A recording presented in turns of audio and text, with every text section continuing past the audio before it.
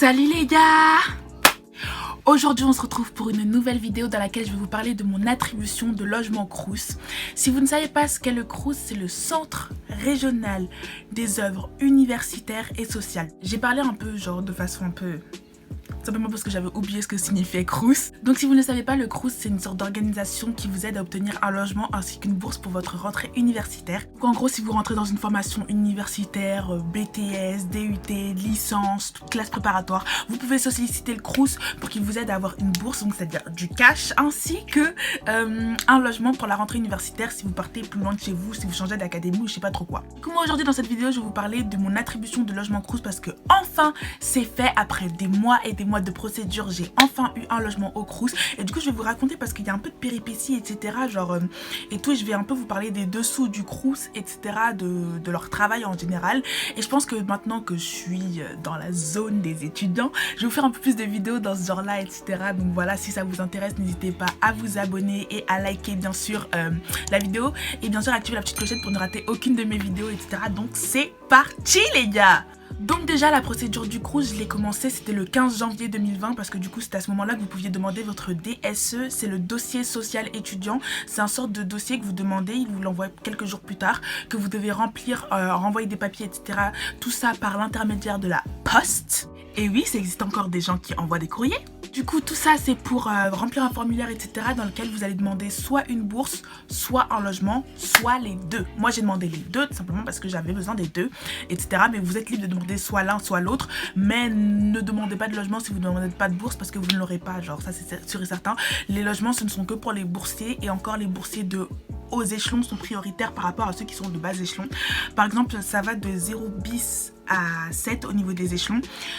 0 bis, franchement si vous n'aviez pas de logement l'année d'avant au Crous, c'est-à-dire que si avant, imaginons l'année d'avant vous étiez échelon 5, vous avez eu un logement, le seul moyen pour que vous ayez un logement en ayant 0 bis c'est en étant comme ça, vous étiez échelon 5, vous avez eu un logement et vous refaites votre demande pour être dans le même logement mais vous passez à 0 bis parce que votre situation financière s'est améliorée.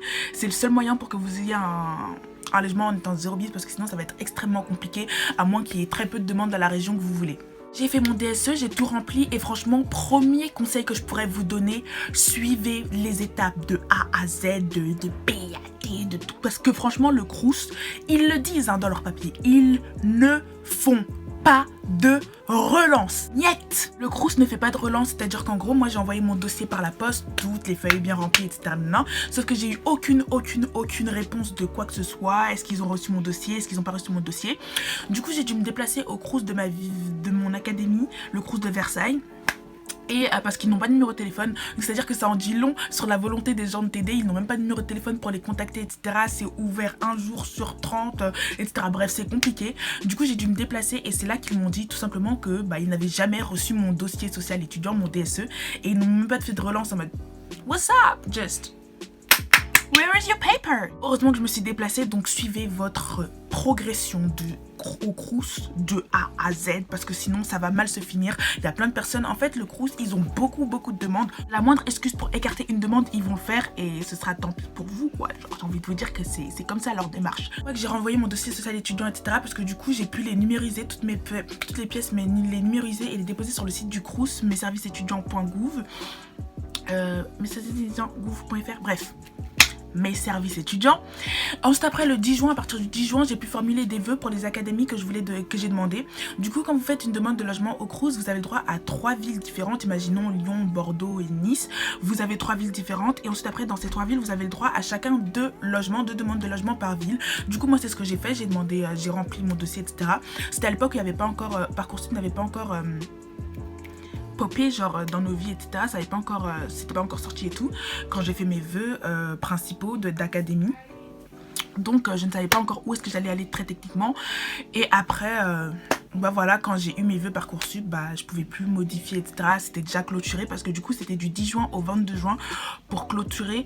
En fait j'avais déjà ma réponse Parcoursup quand j'ai fait mes vœux, mais je crois que je les avais gardés etc. au cas où, on sait jamais. De toute façon ma mère elle m'avait fait ouais au cas où on sait jamais et tout, même si je savais déjà où est-ce que j'allais aller. Pendant que j'ai fait mes remplissages de vœux, il y a une case qui vous demande si le Crous ne peut pas satisfaire votre demande, si vous acceptez qu'il vous propose un autre logement de la même taille, il vous propose un autre logement tout court, pas forcément de la même taille, ou si vous voulez pas qu'il vous propose d'autres logements, etc.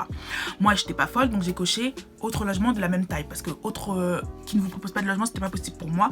Moi, je sais que je devais me loger au Crous, etc. C'était beaucoup plus simple, beaucoup plus pratique, etc. Sachant que les cités du Crous ont beaucoup plus de commodité que les logements simples, on va dire. Du coup, voilà, et à partir du 30 juin, le Crous devait nous donner nos attributions de logement, dire si on avait eu des logements ou pas. Et moi, ce jour-là, mon cœur, il faisait poum poum, poum poum. J'étais grave en stress. Tout simplement parce que le Crous, en fait, a oublié de nous dire que c'était le 30 juin qu'il traitait nos demandes, qu'il les traitait. Donc en gros, c'est-à-dire que le 30 juin, personne n'a eu de réponse, en tout cas personne de l'académie que j'ai demandé. Et c'est le 1er juillet qu'on a eu une réponse. Et franchement, genre... Quand j'ai reçu la notification, parce que du coup, pour vous informer que vous avez une réponse, il vous envoie un SMS. Donc ça, c'est plutôt pratique parce que vous n'avez pas moyen de zapper ça. Il vous envoie un SMS et un mail. Du coup, il faut rester à l'affût. Et du coup, ce jour-là, tous ceux qui ont eu une proposition dans mon académie, en tout cas dans l'académie que j'ai demandé, ont reçu un mail, etc. Du coup, j'étais déjà un peu plus chill, vous voyez ce que je veux dire. Vous voyez ce que je veux dire. J'étais stressée, je me suis détendue. J'ai voulu me connecter sur le site du Crous et tout simplement, il y avait une file d'attente. C'est la première fois de ma vie que j'ai fait la file d'attente pour entrer sur un site internet, même sur Parcoursup, ça m'est pas arrivé, des trucs comme ça. Il y avait une file d'attente, j'ai attendu 30 minutes pour pouvoir me connecter au site. Donc comment vous dire que c'était caliente, etc. dans la salle, j'avais chaud, je paniquais, etc. Non mais bref. Après j'étais contente, je me suis dit j'ai un logement, etc. J'étais là à droite. T'es au courant que j'ai un logement? Non, je crois que tu sais pas, j'ai un logement. T'es sûr tu sais? Ah ouais, non mais t'inquiète, moi j'ai un logement moi. Ah ouais, t'as pas encore de logement? T'inquiète, moi j'ai un logement en tout cas, moi j'ai un logement. J'étais un peu dans ce mood là, etc. J'étais avec ma pote, petite anecdote, j'étais à Créteil-Soleil. Et Créteil-Soleil, je sais pas si vous êtes passé à Créteil-Soleil depuis qu'ils ont réouvert et qu'ils ont fait les travaux. C'est encore plus grand qu'avant, c'est encore plus long. Et franchement, on était sur le point de mourir, c'était beaucoup trop grand pour nous. Mais bon, bref, parenthèse close. Du coup, j'ai regardé sur le site et en fait, le site où vous avez fait vos vœux, c'est le même site sur lequel vous regardez vos résultats. Du coup, je baissais, j'ai vu que dans les autres académies, mes vœux avaient été non satisfaits, comme ils disent. Genre, vraiment pour te dire qu'ils t'ont tège en mode casse-toi de là, ils te lâchent des non satisfaits. Well, du coup, j'ai vu que mes vœux dans les autres académies avaient été non satisfaits. Et je me suis dit, mais en fait, genre, je suis échelon 6 parce que du coup, il y a le maximum, c'est échelon 7 et moi, je suis échelon 6. J'habite à des kilomètres, des centaines de kilomètres de mon lieu d'études. Heureusement que je n'ai pas accepté la proposition Parcoursup pour Lille ou pour d'autres trucs et tout, parce que sinon j'aurais pas eu de logement, en tout cas au Crous. Par chance, j'ai vu que j'avais une proposition de logement dans l'académie dans laquelle je vais aller l'année prochaine, donc au moins que je ne serai pas SDF, que j'allais pas dormir sous les ponts, parce que pour moi, quand j'ai pas reçu ma notification le 30 juin, c'était ça, je me disais oh non, je vais dormir sous les ponts. Ah mais moi j'avais déjà commencé à chercher des logements sur le Bon Coin, etc. partout et tout, et c'est super difficile. Mais bref, je vous raconterai ça après. Du coup, j'ai vu que j'avais une proposition et j'ai vu que mon premier vœu était non satisfait. Mon deuxième vœu était non satisfait. Je me suis dit, mais oh, si mes premiers vœux et mon deuxième vœu sont non satisfaits, je vais aller où moi? Voilà. Quand je ne l'ai pas dit, mais j'avais demandé un logement entre 18 mètres carrés et 25 mètres carrés parce que dans les résidences que j'avais sélectionnées, il n'y avait que ça, il n'y avait pas plus petit, pas plus grand. Et le Crous m'a attribué une chambre rénovée. À ce moment-là, je me suis dit, je crois pas que vous avez capté ma demande. On récapitule. Je vous demande un studio avec kitchenette et salle de bain privative. Vous me donnez une chambre rénovée. Je crois qu'il y a un problème de coordination là. Tout simplement, le Crous n'a pas pu satisfaire ma demande.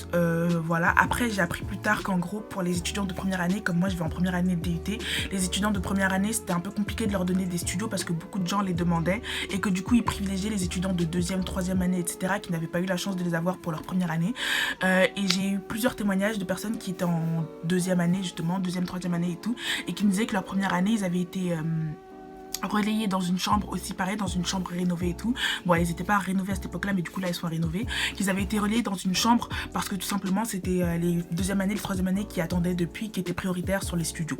Bon, après ça j'ai pu comprendre, mais ça m'a pris pour moi 2-3 jours à accepter ça, etc., parce que moi j'étais un peu dans l'optique d'avoir un petit studio et ils m'ont mis dans une chambre rénovée et surtout que la kitchenette, la kitchenette de base, les studios que j'avais demandé, ils avaient une kitchenette. Et la chambre rénovée qu'ils m'ont attribuée n'a pas de kitchenette, c'est-à-dire que c'est une cuisine commune. Dans ma tête, j'étais vraiment super choquée. Oh hell no! Oh oh! Ah mais quand je vous dis que j'ai pété un scandale, genre j'ai lâché un ouais non, ils se prennent pour qui? Le Crous ils me prennent pour qui? Non mais franchement, est-ce que ceci, est-ce que cela, est-ce que vous connectez dans votre tête, etc. Moi je vais aller dans une chambre, etc.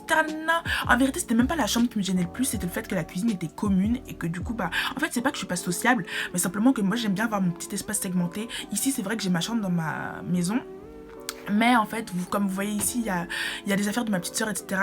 Et du coup, j'ai tout le temps des passages dans ma chambre et ça commence à devenir fatigant un peu, vous voyez. Donc, quand tu as l'occasion d'avoir un espace privatif, tu saisis l'occasion comme ça, quoi. J'ai pris plusieurs jours à l'accepter, etc. Il m'a fallu beaucoup de réflexions. Et en fait, toutes les réflexions de ma mère m'énervaient parce que du coup, elle était là, oui, mais c'est déjà bien d'avoir quelque chose et tout. Sauf qu'elle était un peu dans l'insistance, pas dans la tentative de compréhension de moi, vous voyez. Parce que moi, quand je fais quelque chose et qui m'intéresse vraiment, je m'investis à fond, je planifie tous les moindres détails. Et là, c'était même pas un détail qui était bouleversé, genre c'était tout le système. Du coup je me suis dit bon, je vais relativiser, etc. Et j'ai suivi le conseil d'une meuf qui s'appelle qui dirige la chaîne Échelon 7 et qui disait que tout simplement pour avoir un avis sur la cité universitaire qu'on va habiter, etc. ou qu'on va demander pour les demandes de logement, il fallait aller sur Twitter et taper le nom de la cité universitaire. Du coup j'ai créé un compte Twitter rien que pour ça. J'allais taper le nom de la cité universitaire, etc. Enfin, comme il n'y avait pas le nom de la cité universitaire, j'ai tapé le nom du Crous, etc. L'académie dans laquelle je vais aller. Et j'ai vu qu'il y avait des tonnes de personnes qui se plaignaient de n'avoir reçu aucune réponse, c'est-à-dire qu'en gros, bah, tous leurs vœux avaient été non satisfaits. En gros, ils n'avaient pas de logement au Crous pour la rentrée, etc. Alors que c'était des gens qui habitaient super loin aussi, pareil comme moi, etc. Et c'était vraiment genre dur pour eux. Ils étaient là en train de gratter en mode oui, qui fait une coloc pour la rentrée de septembre, avis à prendre, 300 € grand maximum pour la rentrée de septembre, colocation. Vraiment la colocation c'était la limite à pas franchir pour moi, donc je me suis dit ouais bon. Et de base j'étais partie dans l'optique de chercher un appartement hors Crous, c'est-à-dire qu'il y a des sites du style Loc Service ou bien Le Bon Coin, etc. qui proposent des appartements PAP de particulier à particulier. Mais franchement ces sites c'est grave de la merde. Enfin il y a beaucoup de gens qui trouvent de bons logement sur Le Bon Coin, mais j'avais trouvé un logement qui était adéquat, sauf que j'avais peur que c'était une arnaque parce que c'était trop peu cher pour la surface que c'était, etc. La personne elle m'a commencé à me raconter toute sa vie comme quoi fianton, c'est pour ça qu'elle le louait et tout, non. Du coup je me suis dit non, mauvais bail, c'est pas maintenant à la rentrée tu te retrouves sans rien, etc. Non, mauvais bail. On va accepter. Parce que du coup j'avais envoyé, je vous l'ai pas dit mais j'avais envoyé au Crous de Versailles et au Crous de l'académie dans laquelle je vais aller un message. Au Crous de Versailles je leur ai demandé s'il y avait des démarches à suivre, etc. Et ils m'ont tout simplement répondu: vous êtes libre de refuser le logement que nous vous avons attribué et de tenter votre chance en phase complémentaire, mais nous ne vous garantissons pas d'avoir une autre proposition de logement. En gros ce qui signifie soit t'acceptes et tu fermes ta gueule, soit tu tentes ta chance en phase complémentaire mais t'auras rien de plus et tu perdras ce que t'as déjà. C'est totalement ça. Et l'académie dans laquelle j'avais postulé, enfin du coup dans laquelle je vais aller, etc., ils m'ont répondu tout simplement: nous ne modifions pas les attributions de logement. J'avais pourtant expliqué ma situation, etc., mais ils s'en battaient les couilles, etc. Après j'ai envie de vous dire, c'est pas que c'est normal, mais qu'ils ont beaucoup de demandes à traiter. Mais quand même, ils peuvent être plus courtois avec les gens, parce que c'est pas parce qu'on est étudiant, qu'on est là parce qu'on a des faibles budgets, etc., que ça veut dire que vous devez traiter les gens comme dit n'importe quoi. Moi je dis ça, je dis rien. Après ça peut être des gens très sympathiques, tout simplement, qui sont surbookés, parce que là c'est la période de charbonnage pour eux dans l'année, etc. Encore dans l'année, ils gèrent des petits trucs, etc. Mais là, c'est la période de charbonnage, la période de logement où tout le monde va t'agresser, tout le monde va t'appeler allô. Par contre, s'il vous plaît, les Crous, faites quelque chose pour vos lignes téléphoniques. Genre, j'ai appelé 13 fois l'académie dans laquelle je vais aller. Je n'ai eu aucune réponse. 14e fois, j'ai une réponse d'une meuf qui m'a dit qu'il fallait que j'appelle un autre service parce que c'est pas elle qui traitait le logement. Alors que dans les petits, vous voyez les tapez numéro 1, tapez numéro 2, ceci. Il disait oui, tapez numéro 1 si votre demande concerne les logements dans telle académie. Donc normalement c'était de son service, meuf. Donc fallait me répondre, etc. Mais bref, du coup j'ai appelé une vingtaine de fois et je n'ai eu qu'une seule fois une personne qui du coup m'a dit que c'était pas le bon service. Si je pourrais vous demander quelque chose au Crous, c'est d'être peut-être un peu plus à l'écoute des étudiants. C'est vrai que c'est un travail très difficile parce que du coup, vous voyez beaucoup de personnes qui vous demandent beaucoup de choses, peut-être un peu près irréalisables, mais soyez peut-être un peu plus indulgents, un peu plus sympathiques avec les étudiants. Et en plus, surtout les premières années, c'est notre première fois qu'on fait ce genre de demande, etc. Genre, be nice. Bref, du coup, ils m'ont attribué une chambre et je vais vous parler un peu du côté administratif du bail. Donc je vous ai dit, j'ai pris 2-3 jours à accepter la proposition, etc. Quand j'ai vu qu'il y avait d'autres qui étaient plus dans la misère que moi, je me suis dit qu'en vrai, genre une chambre rénovée, ça passe tout ce temps. Surtout que dans la chambre, il y a une salle de bain privative, comment on appelle ça, frigo, etc. pour toi tout seul. Donc je me suis dit, bon, au moins j'ai ma salle de bain privative, etc. Parce que moi, les salles de bain communes, je peux pas. Genre déjà, je peux pas. En colonie, j'ai du mal. En colonie de vacances, j'avais du mal, etc. Et là, genre, c'est vraiment toute l'année où tu vas devoir te coltiner des gens matin, midi, soir et tout. Les histoires de queue pour aller prendre sa douche, c'est pas pour moi, etc. Du coup, heureusement, il y avait une salle de bain privative dans la chambre. Et du coup, j'ai dû payer l'avance sur redevance. En gros, c'est une sorte de petite avance pour être sûr que vous n'allez pas les douiller, etc. Et que votre demande ne sert pas à rien. Vous ne faites pas une demande en tant que petit rigolo et tout. Ils vous demandent de payer 100 €. En tout cas, dans l'académie où je vais, ils me demandent de payer 100 €. Il y a des académies, comme je sais que celle de Lille. L'académie de Lille, ils vous demandent de payer comme avance sur redevance la totalité du loyer. Et je trouve ça expansif, genre 300 et des brouettes d'euros. Par exemple, pour un loyer de 300 et des brouettes d'euros, vous devez payer la somme d'un seul coup comme ça. Parce que vous avez 7 jours à partir de l'attribution de logement pour payer l'avance sur redevance, sinon votre logement est donné à quelqu'un d'autre. Parce que après la première phase, pour ceux qui n'ont rien eu, il y a la phase complémentaire. Donc peut-être que tu regardes cette vidéo en étant en phase complémentaire. Si c'est le cas, force à toi, j'espère que tu auras quelque chose. Mais n'oublie pas d'aller chercher sur le bon coin, etc. De commencer vite à faire tes recherches. Parce que si tu n'as rien pour le Crous, beaucoup de gens sont déjà en train de faire leurs recherches, ont déjà trouvé leur appartement. Donc c'est chaud de ouf, les appartements ils partent en une seconde. Donc voilà, j'ai payé l'avance sur redevance de 100 €. Et ensuite après, dans la seconde où j'ai payé l'avance sur redevance, ils m'ont envoyé mon dossier de location pour me dire du coup que j'avais bien l'appartement, que j'avais bien la chambre, etc. Et ils m'ont donné tout un tas de trucs qu'il fallait que je remplisse. Après, il y avait beaucoup moins de documents à fournir que pour le DSE parce que forcément, ils ont déjà tous les documents qu'il faut dans le DSE. Il y a beaucoup moins de documents à remplir. Il faut que je souscrive une assurance par contre. Mais l'assurance, vous pouvez la donner à la rentrée. Donc voilà, mais après, moi, je vais l'envoyer directement dedans parce que j'ai rendez-vous avec ma conseillère pour l'assurance. Et par contre, je trouve que ce qui est mal au Crous, c'est que vous êtes tout le temps en retard sur beaucoup de choses, mais que par contre, vous donnez des délais extrêmement restreints. C'est ce qu'ils font souvent. Là, j'ai 7 jours, oui, pour que le Crous de l'académie qui est à 300 km de chez moi reçoive mon dossier. Donc, c'est-à-dire que tu n'as même pas un peu de respiration à avoir, etc. Du coup, on a monté mon dossier rapidement. De base, on devait l'envoyer vendredi, mais on n'avait toujours pas... on n'avait pas de timbre, pas d'enveloppe assez grande et pas l'assurance. Du coup on s'est dit qu'on allait tout envoyer en même temps, pas attendre l'assurance à la rentrée, etc. Et du coup lundi je vais envoyer mon dossier et il restera 4 jours pour qu'il arrive, ouais 4 jours donc ça va. Mais je trouve que au niveau du Crous, même si c'est vrai que vous devez aller rapidement pour donner des réponses rapidement aux gens, vous pourriez laisser un petit délai de 10 jours, je sais pas, quelque chose. Après force à vous parce que forcément vous traitez des dossiers, etc. tous les jours, etc. Vous traitez des gens qui sont mécontents de ce que vous faites, etc. qui limite insultent votre travail et tout, alors que c'est un travail qui doit, même si on se dit qu'ils font rien, etc. En vérité c'est un travail difficile, genre toute l'année ils gèrent un peu tout le monde, etc. Des logements par milliers, etc. Des centaines d'étudiants et tout, qui peut-être certains qui ne respectent pas forcément toutes les règles de la résidence, etc. Bref, ils traitent des tas de dossiers, etc. Donc bon, on peut pas leur en vouloir pour ça. Et du coup, pour être totalement transparente avec vous, au niveau budget, j'avais demandé un studio plus grand, mais du coup... j'allais avoir les APL et là la chambre qu'ils m'ont donné, en gros le loyer est de 245 €. Sauf que du coup comme le loyer est plus bas et que c'est une chambre au lieu d'être un studio, les APL baissent et je pense que pour cette chambre je paierais autant que pour le studio, etc. de 18-20 mètres carrés, etc. Non.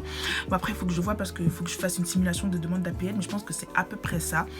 Mais après j'ai une bourse assez conséquente, etc. Donc bon, je vais pas me plaindre à ce niveau là, genre au niveau de l'argent entre parenthèses, pour la première fois de ma vie j'ai aucun problème. Aussi au niveau des demandes de logement, quand vous arrivez dans le logement, etc. il faut que vous payiez un dépôt de garantie ainsi que le premier mois de loyer, et le dépôt de garantie correspond au montant de votre loyer, donc en gros c'est comme si vous payiez 2 fois votre loyer. Et sauf que pour le loyer on vous enlève l'avance sur redevance que vous avez payé avant, donc c'est à dire que moi j'ai payé 100 € d'avance sur redevance. Quand je vais arriver je vais pas devoir payer 490 € soit 2 fois le loyer, mais 390 € soit 2 fois le loyer moins 100 € l'avance sur redevance, donc c'est plutôt pas mal. Et du coup j'aurais à payer ouais, voilà, 390 €, ce qui est très raisonnable, etc. pour un logement, etc. Du coup je pense que je vous ai à peu près tout dit. Si c'est pas le cas, de toute façon je referai plein d'autres vidéos, etc. parce que maintenant j'entre dans la petite phase étudiante. D'ailleurs j'ai créé mon compte Easly. Si vous savez pas ce que c'est qu'Easly, c'est un sorte de bank account pour les étudiants, etc. Vous gérez un peu votre argent et tout par là-bas et tout. Et du coup je suis très contente. Et voilà quoi, j'espère que cette vidéo aura pu vous aider. Si c'est le cas, n'hésitez pas à me le dire en commentaire, à me raconter votre propre expérience, à me dire si oui ou non vous avez été satisfait par rapport à vos vœux, ou bien si on vous a proposé une autre chose, etc. Si vous n'avez rien, etc. de toute façon ça va aller pour vous, j'en suis sûre. sûr. N'hésitez pas à faire vos recherches sur Le Bon Coin, PAP, tout ça, si vous n'avez pas eu de logement quelconque. Et du coup, voilà quoi, j'espère que ça vous a plu, etc. N'hésitez pas à vous abonner, à activer la petite cloche de notification et ainsi à lâcher un pouce bleu, etc. Et à rester connecté parce que la semaine prochaine, je vous sors une vidéo que je pourrais sortir qu'une seule fois dans ma vie. C'est vraiment la vidéo, genre... comme je vous dis que vous pouvez sortir qu'une seule fois dans votre vie. Du coup, restez connectés, etc. J'espère que vous serez là et tout. Et à plus tard, les gars!